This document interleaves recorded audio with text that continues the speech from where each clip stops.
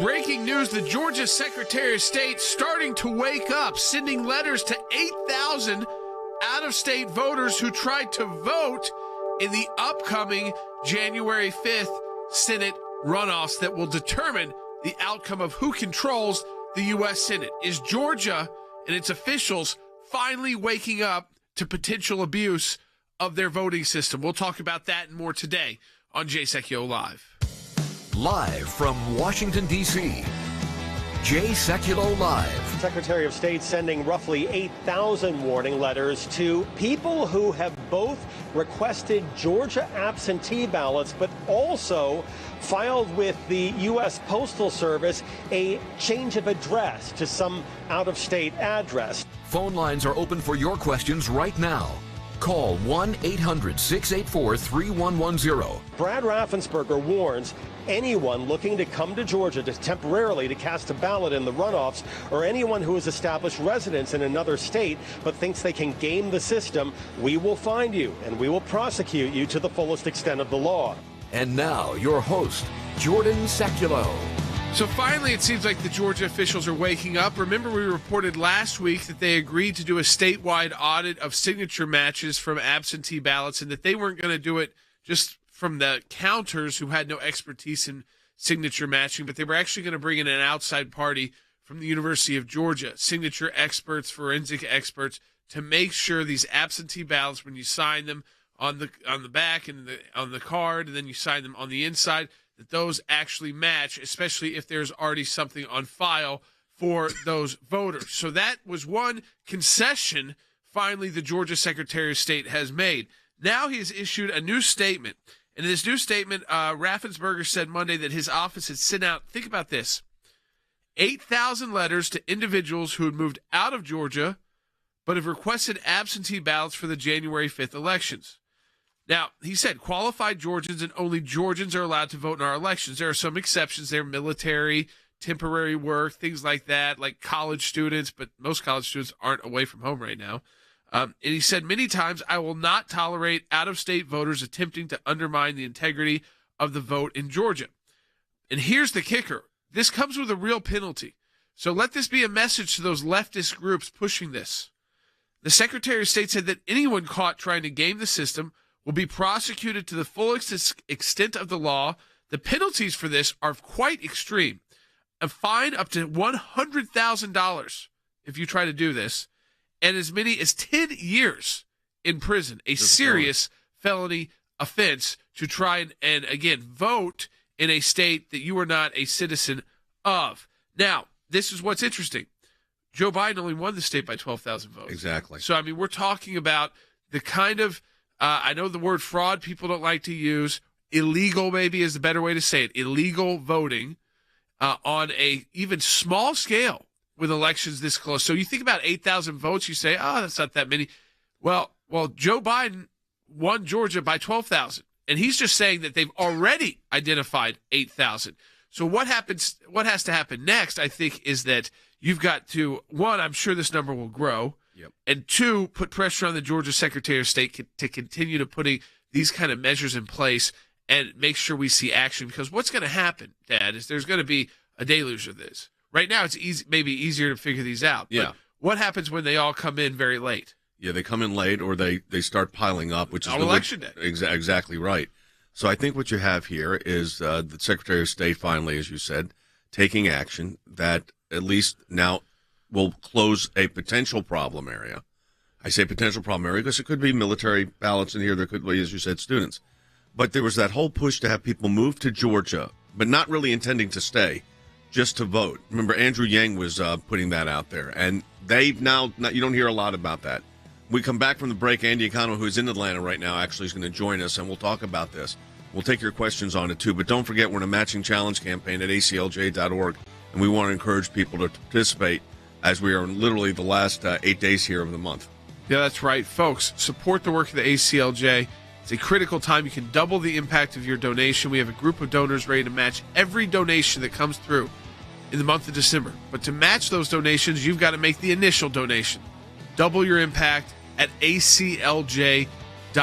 Be part of our matching challenge month as we move into 2021. We'll be right back.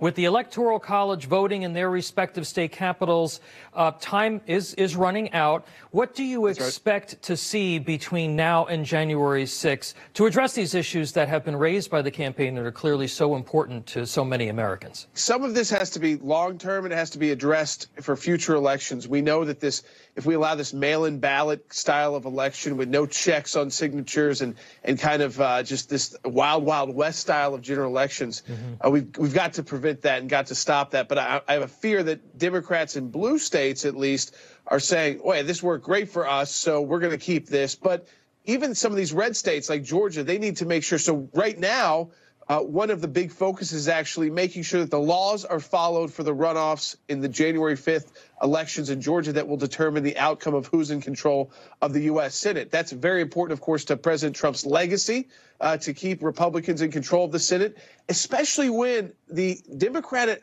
House majority, Tom, could be down to 218 or 219 by the time Nancy Pelosi is up for re-election as Speaker, because Joe Biden has pulled 3 Democratic House members from the House to serve in his administration, potential administration. So, again, very slim margins that we're talking about. Even if Mo Brooks moves forward with his plan, which is totally acceptable under the law and under the Constitution, and he finds a senator, whether it's Senator-elect Tuberville or Senator Paul or Senator Cruz, to join him, and they have to go and debate whether or not to allow these electors from these 4 states where the election has been contested legally all the way to the Supreme Court, but not successfully.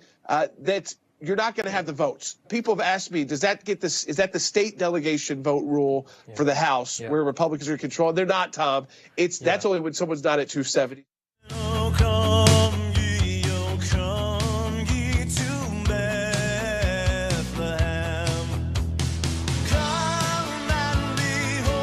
So welcome back to Jay Sekulow Live. This is Jordan Sekulow. Just an update for you once again on Georgia.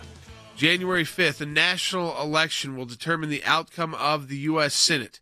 So this is key, these 2 races, Loeffler and Perdue, and getting Georgia conservative voters excited again about this. You know, the president will be there the night before.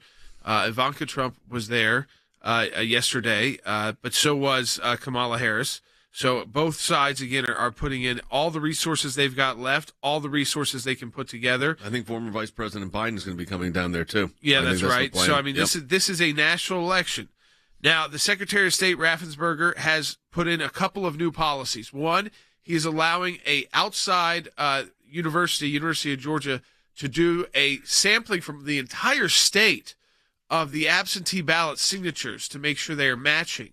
And this is key, because allowing just election officials who aren't trained in signature experts to do it, when they seem like there's so many more mail-in ballots they've ever dealt with before, they're going to allow real signature experts, forensics experts from the University of Georgia, a nonpartisan way to look at those ballots. That was win number 1. Win number 2 came out today when the Georgia Secretary of State, I think he may have issued the statement last night. No, he issued the statement today.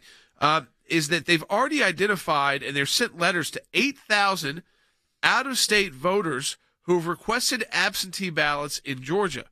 Some of them may be lawfully eligible to vote. They may be military. They may be people temporarily out of town, or temporary work. There are some exceptions. This is quite a large number this early, and he wants to make clear here that if you are someone who is doing this illegally, that means you are not a citizen of Georgia and not eligible to vote absentee in the Georgia election runoff on January 5th.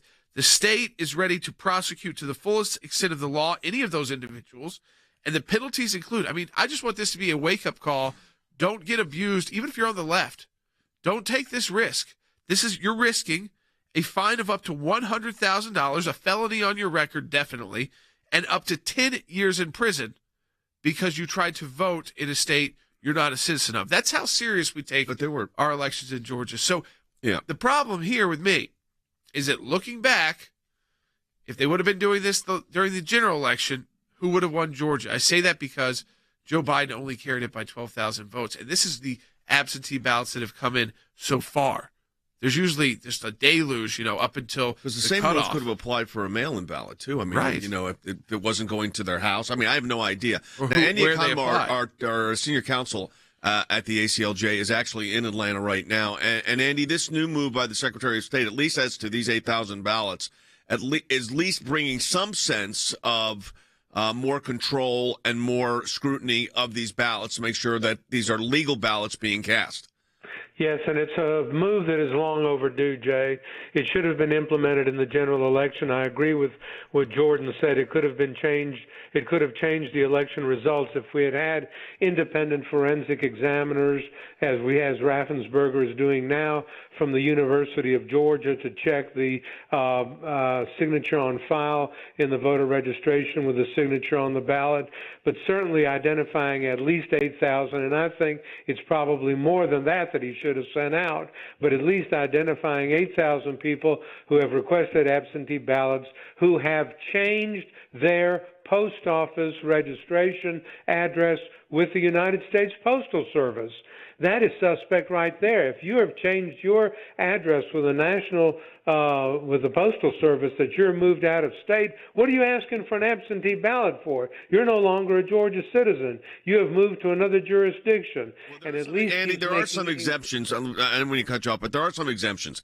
Military, because they can be stationed at a different base and still keep their Georgia, and people that are on maybe temporary work.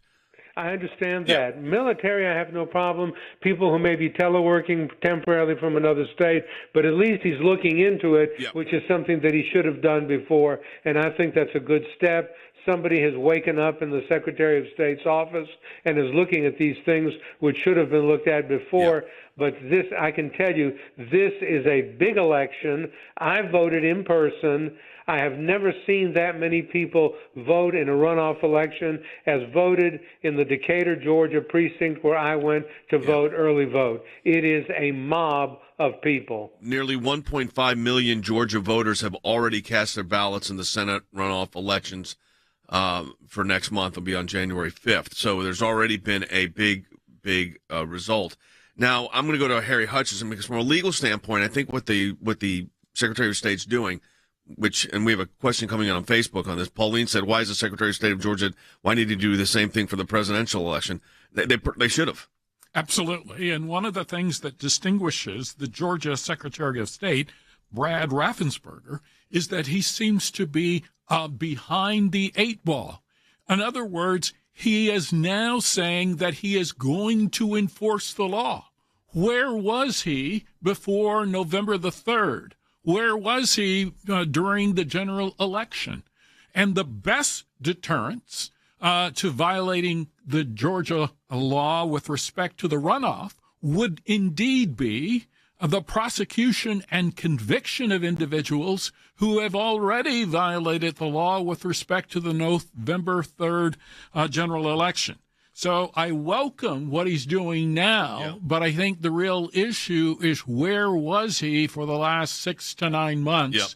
I think he was missing in action. Van, I have noticed that every time a Republican member of the U.S. Senate is interviewed on anything, it could be the stimulus package, that they immediately come back to, and that's why we have to have 2 Georgia senators voted Republican, or else none of this happens. I mean, this is, I'm sure you're hearing it up there across the street. What's the sense of this?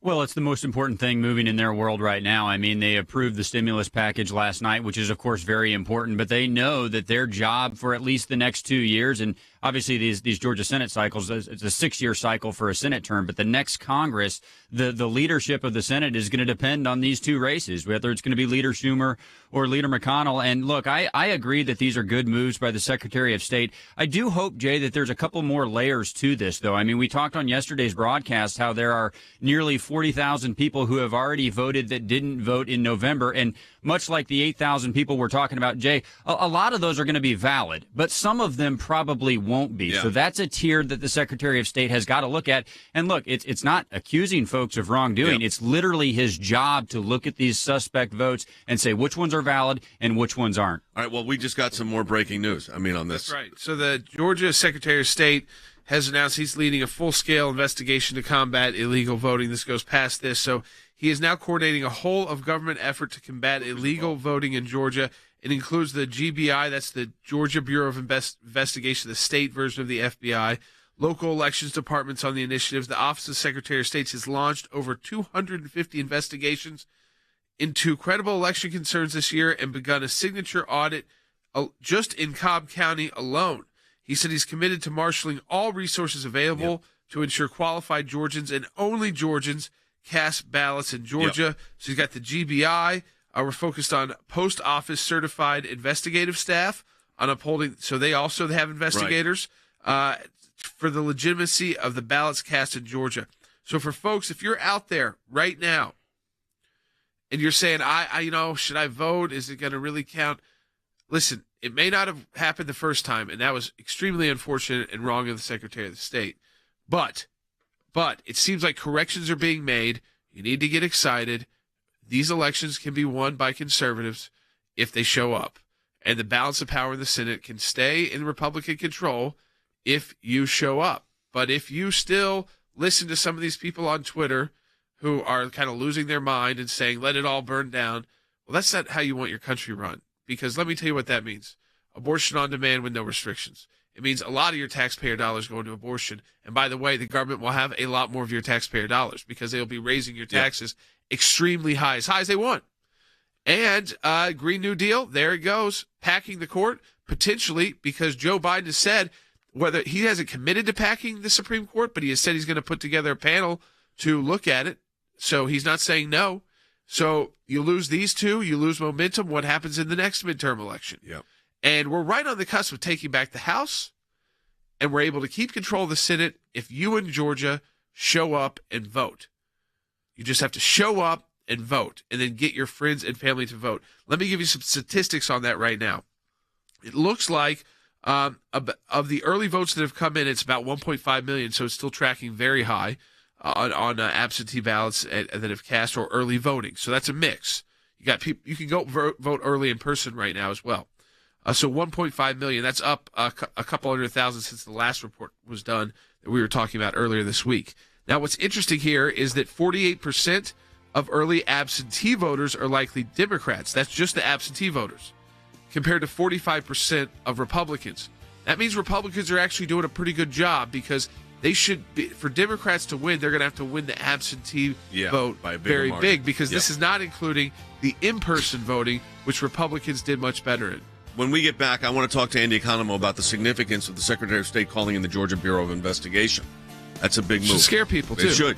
And let people know it's serious and people are going to be taking it seriously. Hey, folks, I want to encourage you. We're in the last, we're just 2 days before Christmas.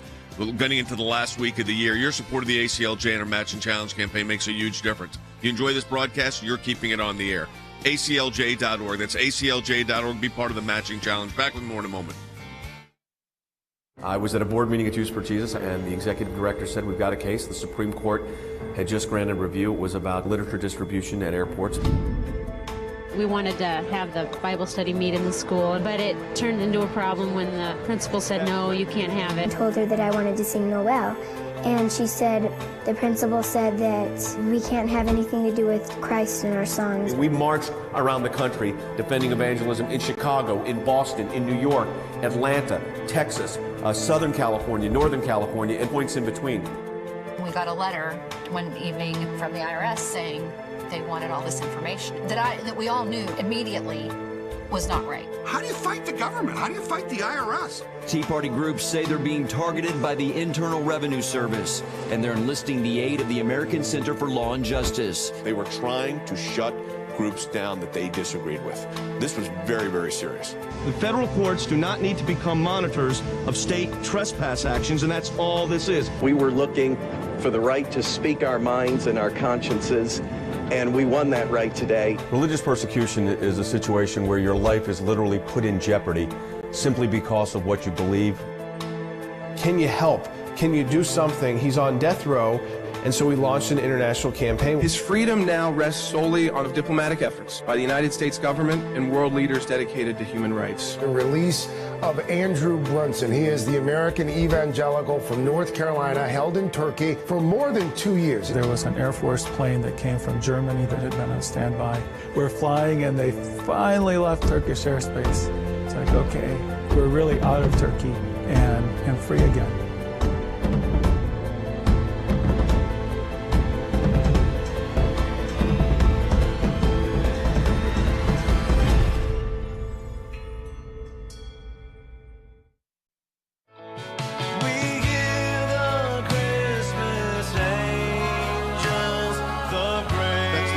Seculow Band's Hope of Jerusalem. That CD, by the way, is available anywhere you get your music. Let's go to the phones. I think, a friend of the family, actually. Someone who went to church with the Sekulow family. Susan and John Woodall used to go to church with us when we were in Atlanta. My husband and I went to vote this morning. Susan's on the air with us. Hey, Susan. Welcome to Jay Sekulow Live. Hi, Susan. Hi, Jay. Hey, it's been a long time. Yes, and we also went to church with Will Haynes. I know you, and Will could say hello to you right now, actually. There you go.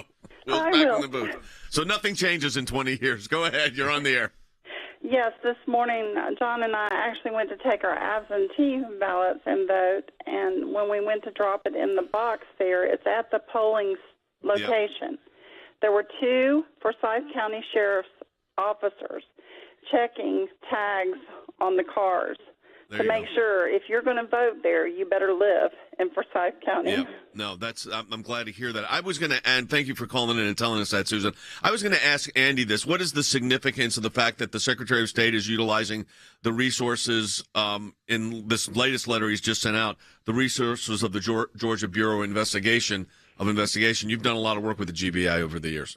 Oh, yes. I've done a lot of work with the GBI in 46 years of practicing criminal law in Georgia. And the GBI, the Georgia Bureau of Investigation, the counterpart to the Federal Bureau of Investigation, is an excellent investigative agency. The head of it is a very good friend of mine, Vic Reynolds, who used to be the district attorney in Cobb County, which is a little north of the city of Atlanta. And the fact that Raffensperger has woken up and brought the GBI in is a really good statement. And I'm glad to hear the caller who said that there was some Forsyth County Sheriff's deputies checking out license plates of people who are coming to vote in Forsyth County. This should happen in every county. We want Georgians to vote in a Georgia election, and we don't want out-of-state influence, whether it be by illegal voters or by money coming from out of state to organize to influence our election day. So I have this question for Harry, and that is this: from a legal standpoint. I mean, this is great. I'm glad that they're now putting some voter. It's all this is election integrity. It's a little late when it comes to a presidential election. Should have been exactly what was being put in place a month and a half ago. Absolutely. So one of the things to keep in mind with respect to the Secretary of State's announcement that they are now going to deploy the GBI, they're going to deploy the sheriffs, they're possibly going to prosecute, and perhaps some people will face penalties of $100,000 and 10 years in prison. That is wonderful. That is welcome. We need to encourage more of it. But the real thing that deters election fraud, in my opinion, is felony convictions, because that sends a deterrent signal to individuals for future elections, and that is necessary. What do you do as a campaign when you've run campaigns? Yeah. When you've got this kind of situation going on, how does that affect how you organize and get people out to vote? You get people out to vote in every way possible. So if you're concerned about COVID, you do what Susan did. You go during the day.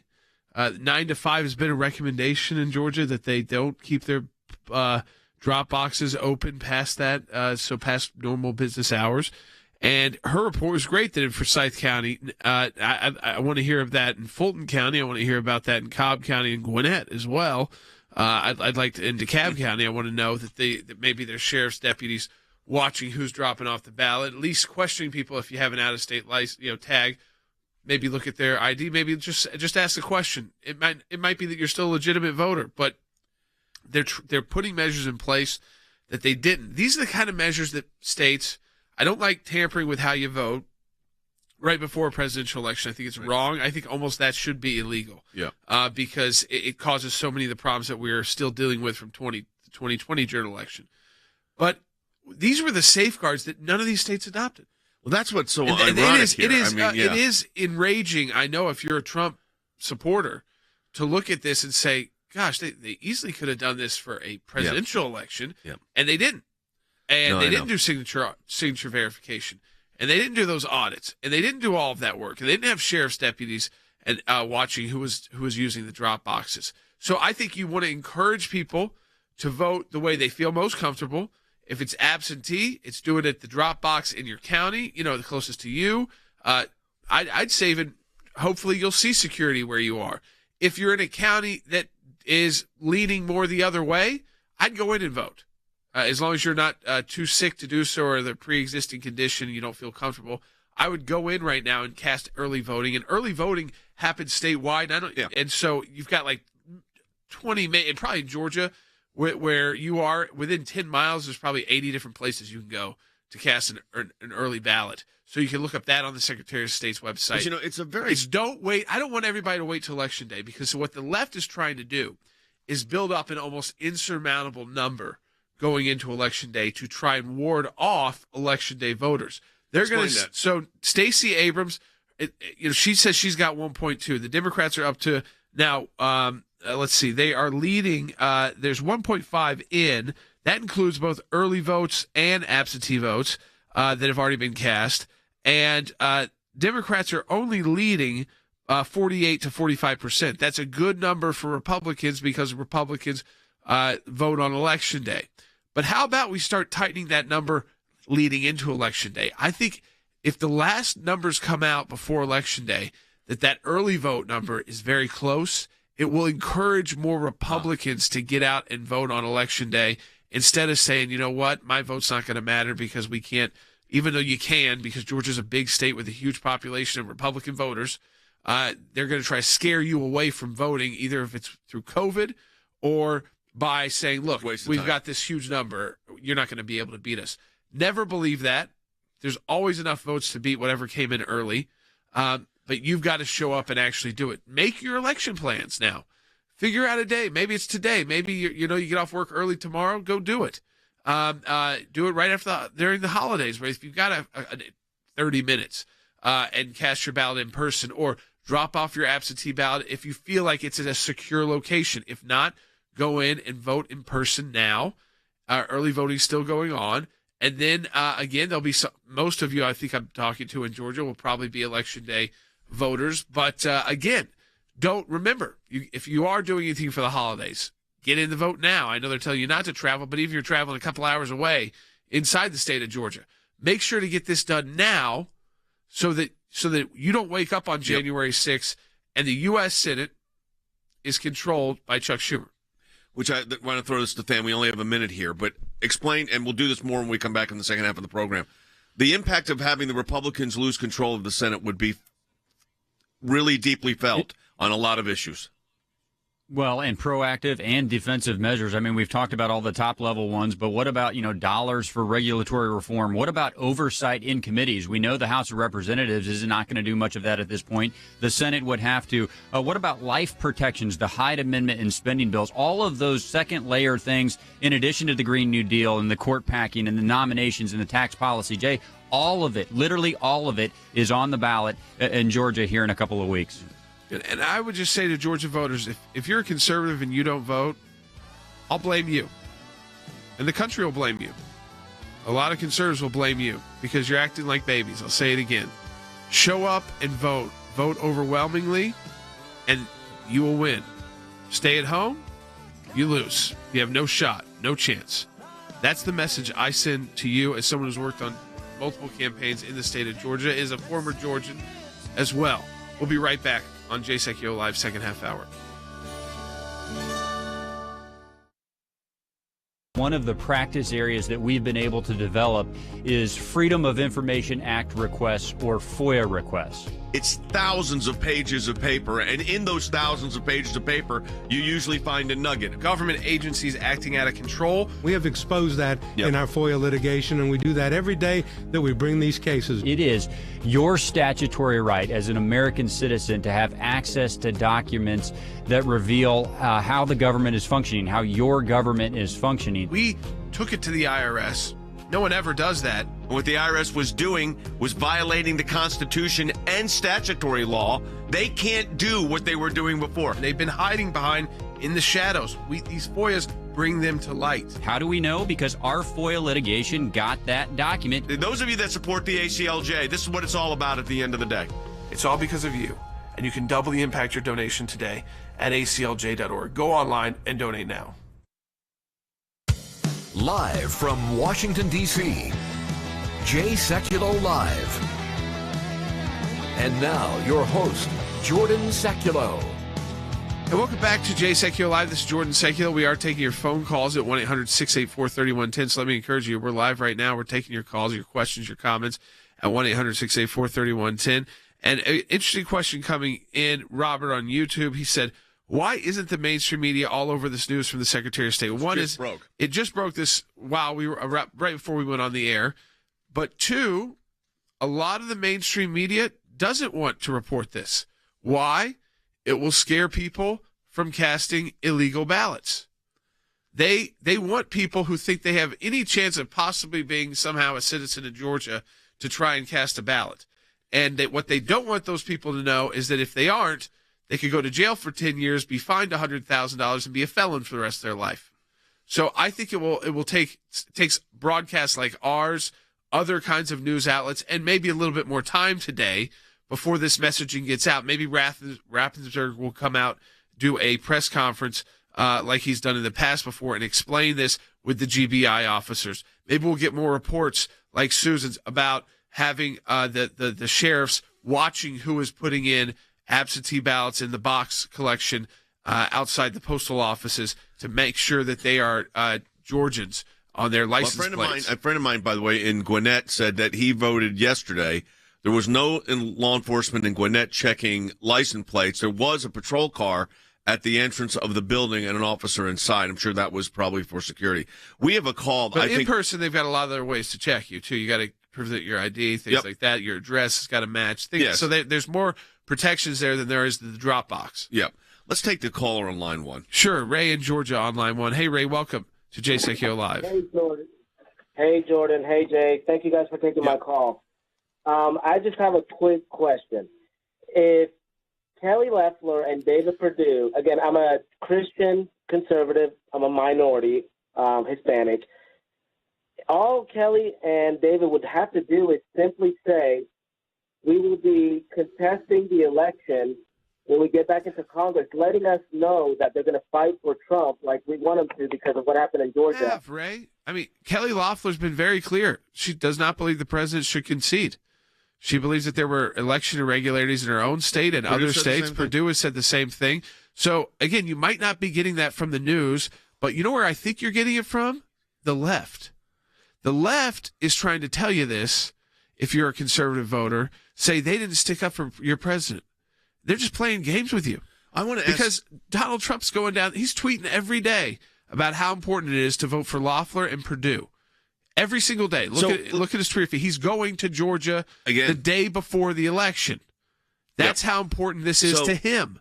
So he's listen, Loeffler and Perdue, and Loeffler, let me tell you something. She was brand new to the U.S. Senate. She did a great job. Started off with an impeachment, and she did the right thing. Perdue, who people thought may be some kind of moderate, in fact, he didn't go the Mitt Romney route. He's been a strong supporter of President Trump. In fact, because the Trump campaign faced some financial difficulties at the end of the campaign, David Perdue took on the role of funding the Trump campaign because he is independently wealthy and was fundraising good for his campaign and was basically running the ads for the Trump campaign, these dual ads, vote Trump, vote Perdue. So these are people who are close to the president, who have always done the right thing for President Trump, and they have both said that he should not concede.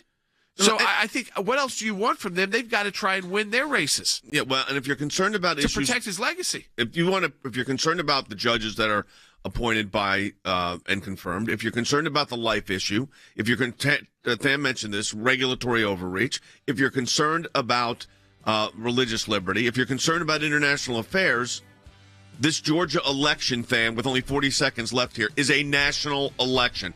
A half of the Congress is being determined by two elections. On all those legacy issues, Jay, maybe you don't want to believe Senator Perdue. Maybe you don't want to believe Senator Loeffler. Here's who you should believe. President Trump. President Trump literally every single day has said, my legacy depends on Senator Perdue and Senator Loeffler going to the United States Senate to affirm it. Just listen to President Trump. I got like Katie on YouTube wrote in, preach it, Jordan. Speak the truth. Vote. Don't be babies in Georgia. Conservatives, don't sit on your hands or we're going to all blame you. We will. The whole conservative movement will blame you because you've got the opportunity to protect the legacy. the influence of China over the Democratic Party. Yesterday, your organization, the ACLJ, filed a number of Freedom of Information requests over the Eric Swalwell Chinese spy scandal. You call Representative Swalwell one of the lead antagonists in the Russia hoax and the impeachment of Donald Trump.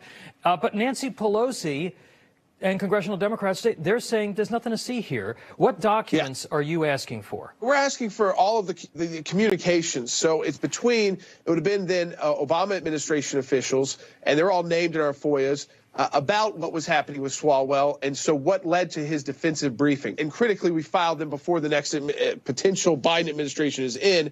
And I think, with the Office of D&I, with John Radcliffe, there's a likelihood we can get some good answers quickly out of the D&I. State Department, led by Mike Pompeo. Now, I think where it's tough is getting the FBI's info, who delivered the briefing, because Christopher Wray is being likely kept on by Biden and has not been so easy to get information out of. But again, we're going to fight for all of this and fight for this information, because it's, I think, key to understand who knew what and when. This is a guy, I'll hold it up. He wrote a book. I mean, he definitely, on impeaching the President of the United States, make money off his impeaching of the President of the United States while he has this relationship with a Chinese spy. He has access to classified info. And what was one of the most egregious, that Chinese spy who put an intern in his office, he had a congressional intern who was bundling donations for him. Yeah. I interned in Congress when I was a kid in college. I was not a bundler. This is not an isolated incident. We've had issues with Dianne Feinstein. You've had Debbie Wasserman Schultz, she was the chairwoman of the DNC. Her office was compromised. We've got serious questions over the president-elect and his son and influence peddling via China.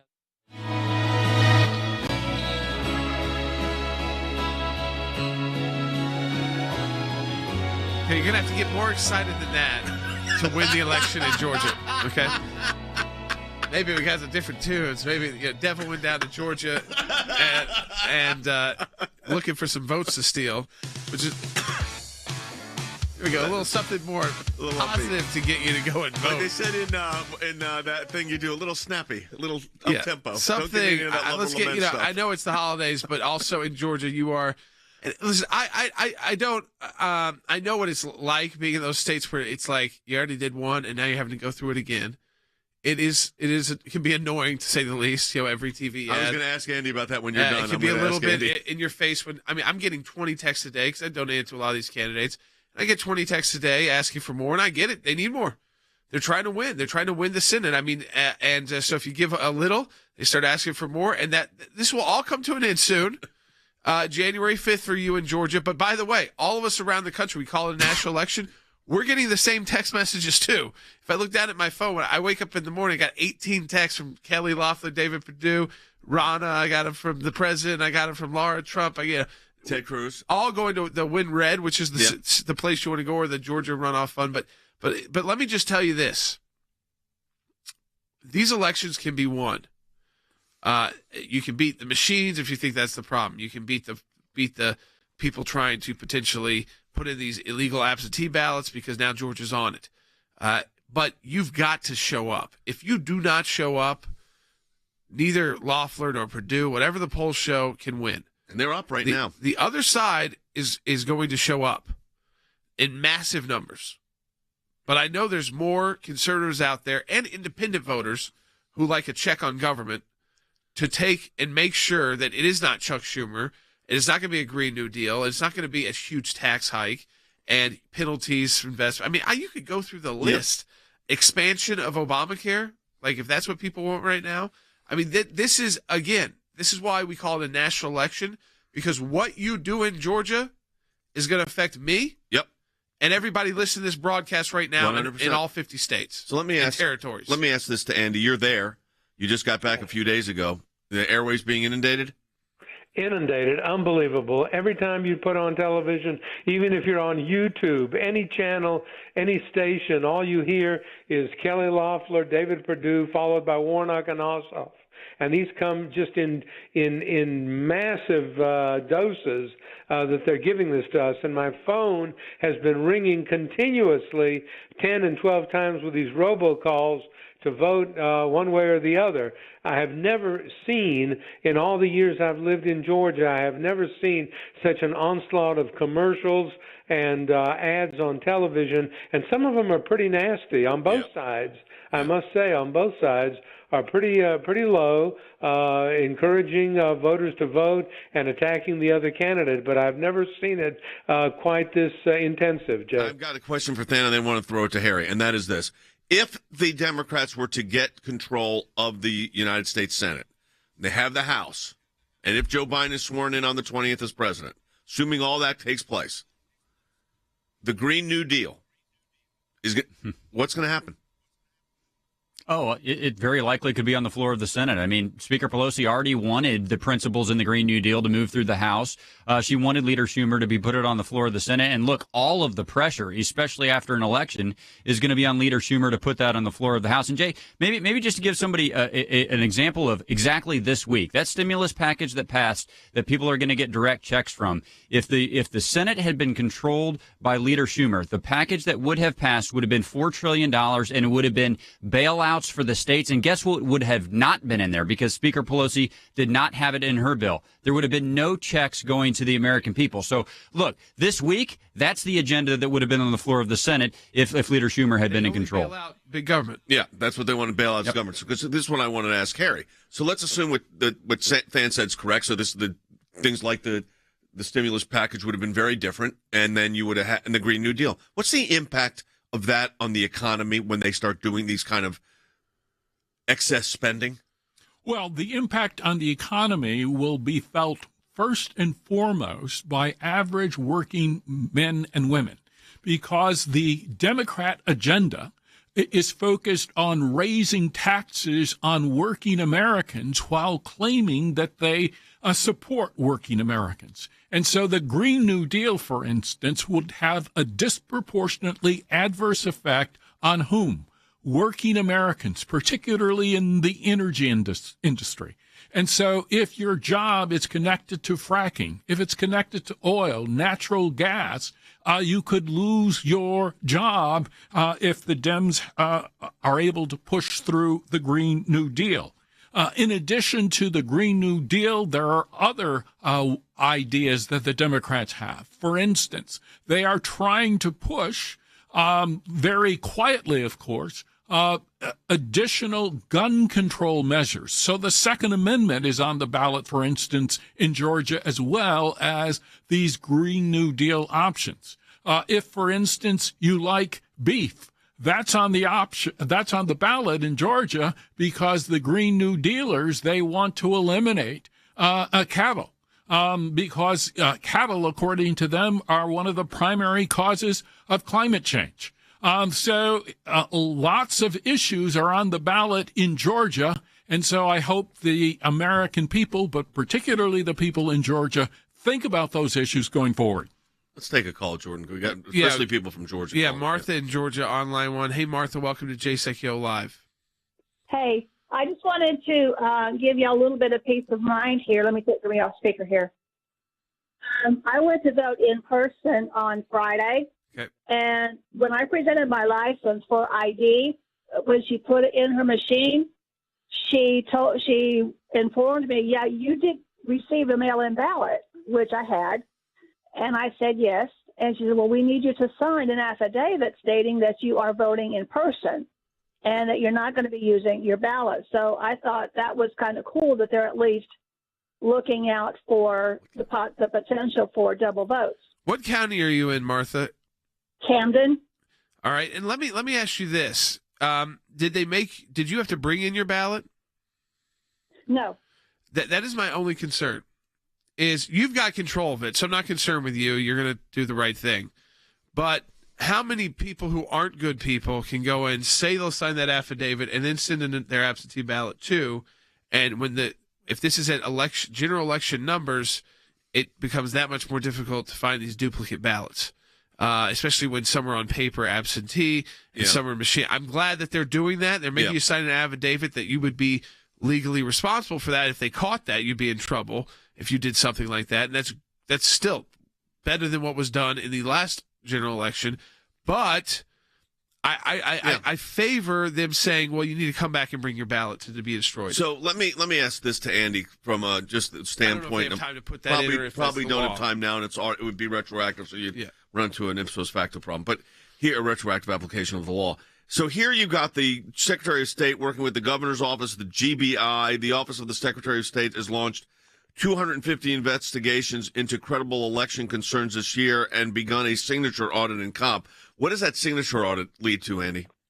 It leads to the discovery of ballots that should not have been counted. In other words, by making an audit of the signature, you actually have a forensic examiner who knows signatures and who knows handwriting, who compares the signature on the ballot with the signature on the voter registration card. And that's critically important, especially in the case of these absentee ballots. And I think that that's a good measure. It should have been implemented for the November 3rd general election, but it does give me a feeling of a little bit more integrity for the election coming up on January 5th. And I think that's very important. And furthermore, that the GBI is looking into these people who are not citizens of Georgia, residents of Georgia, voting and looking at the criminal penalties, I think is critical to deterring people who would vote in our election, who have no business voting in our election, from doing so. And let me just say this. That person in Camden County who just called, I was an assistant district attorney in Camden County, so she's calling from either Woodbine or St. Mary's, and that is a heavily conservative Republican county in extreme southeast Georgia, right on the Florida line, but I'm glad to see that they're vigilant down there, as they should be in every county in Georgia. Well, I appreciate that. All right, so folks, we're taking a break, and we are going to ask you to do something, and that is join with us. If you enjoy the legal analysis you get on this program, the government affairs analysis you get on this broadcast, you may be listening on radio stations around the country, over 1,000 radio stations. You may be watching us on YouTube or Periscope or Facebook or Rumble, wherever social media platform, or aclj.org. And if you appreciate the work of all the people that put this broadcast together and work on our social media department, that's in addition to the lawyers doing the cases. Support the work of the American Center for Law and Justice. We're in a matching challenge campaign. This is the most important month. This is the most important 9 days of that month. And that's the most important days and months for the entire year, because this will set our budget for 2021. So we encourage you to support the work of the ACLJ and sign on to the matching challenge campaign. It's easy to do. You donate any amount of money.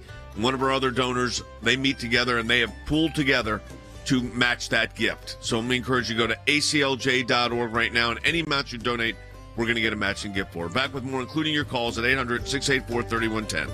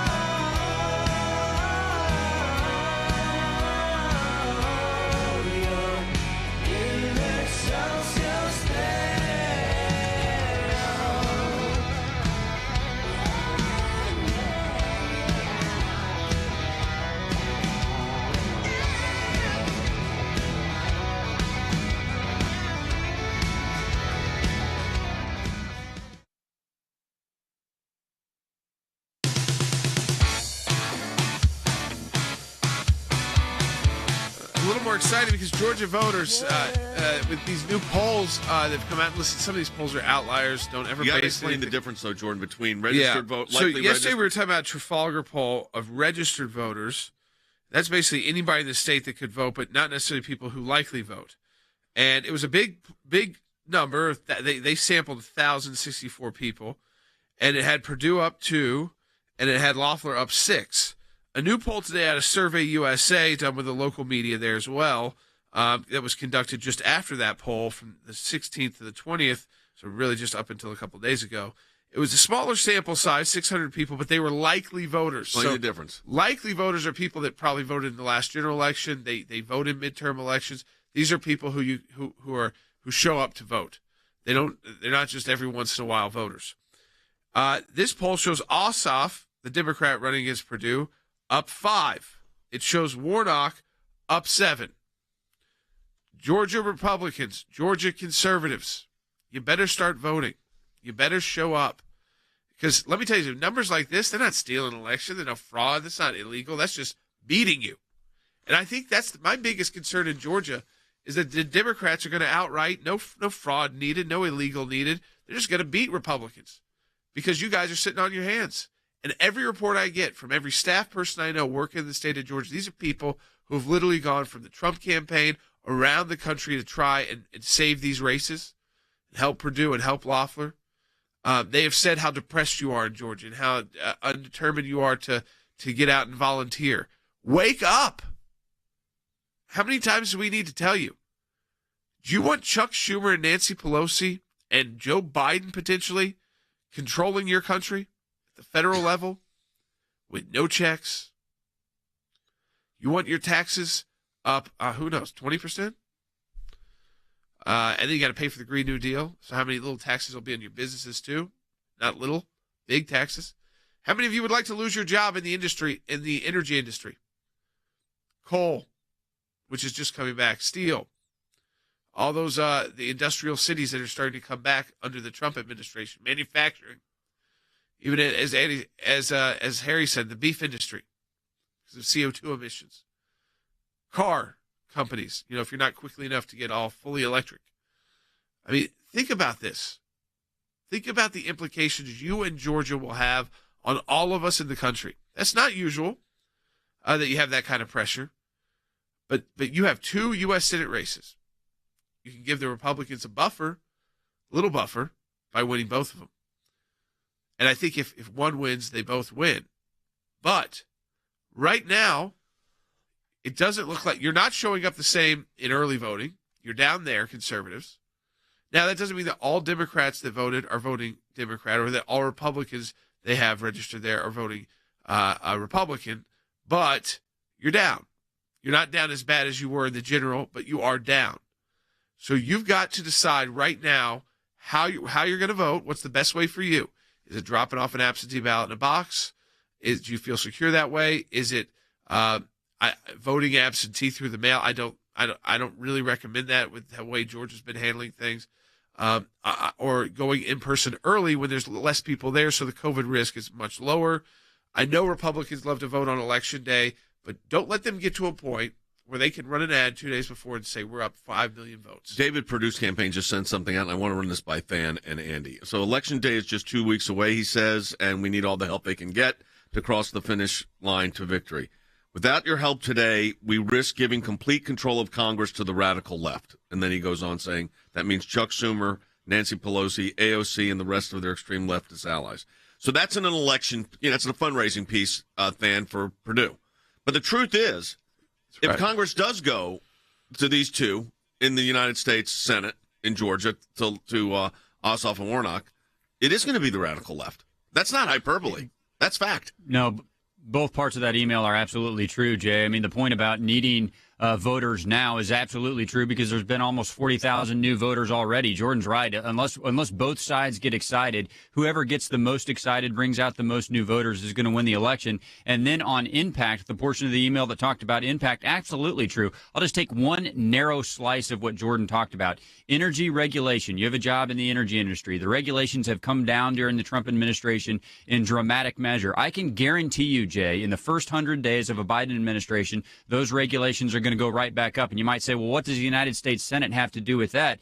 Jay, they have to pass the funds that are used to implement new regulations. So do you want to check on the Department of Energy under a Joe Biden administration, or don't you? That is literally on the line in the United States Senate. And by the way, it would be the only check there is, because do you think a Speaker Pelosi House is going to provide that check? I can tell you right now, they won't. So, Harry, what does the Department of Energy without a conservative check look like if Joe Biden's president of the United States and they have both chambers of the Congress? Essentially, it licenses John Kerry to run the United States energy policy in virtually every state under the umbrella that he is the so-called climate czar. And so I think it's very, very crucial for everyone that believes in U.S. energy independence, which gives us tremendous leverage in foreign policy. If you're in Georgia, you need to go out and vote, because otherwise you are going to pay higher prices for gasoline. You are going to have to buy smaller vehicles. You are going to have to sell your truck. You can look forward to minute regulations and huge regulations at the same time that make your life much more difficult. So, Andy, you're there right now, and I, as we close the broadcast out, I want you to give a. You say the ads for both sides are harsh, hard, lots of them. What do you sense with enthusiasm, though? Well, the enthusiasm, I must say, is on the left, because that is the impetus, that the momentum has been given to them as a result of the Biden election here and the Trump defeat, at least by 12,000 votes of the president.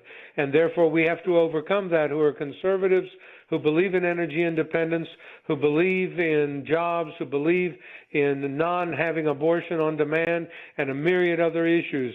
We've got to overcome the momentum that the left is facing in Georgia, and I see it, I feel it, it's palpable. I see it in the ads, I see it in the street signs, I see it in the stores, and I see it in places that I talk to. And the only way is to do what Jordan said. Stop being babies about the fact that the president didn't carry Georgia.